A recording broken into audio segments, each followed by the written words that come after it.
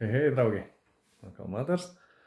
Tātad varu ieteikt kādu foršu grāmatiņu jums, tiem, kuri lasa grāmatās, kuri meklē atbildēs uz tādām lietām, kā īsti radusies pasaulē, un tā tālāk, un tā tālāk. Tas, kas ir apslēpts, bijis ilgi no cilvēkiem, un tagad sāk rast dienas gaismu tāda lieta.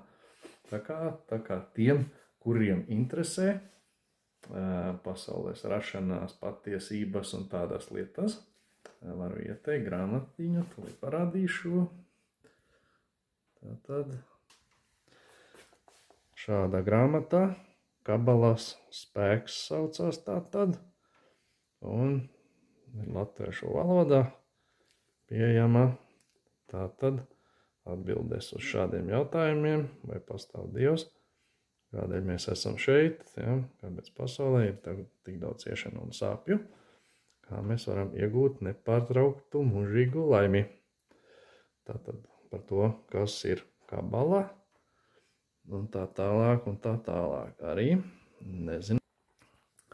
nezināju tādu lietu, tātad kolēģi ieteica, un ir forši, vēl pats visu neesmu izlasījis, ar vienu reizi nepietiks, dabūšu pārlasīt vairākas reizes, tā kā, vismaz divas, lai izprastu, saprastu, kur kas kā patiesībā darbojās, un tā tālāk, un tā tālāk.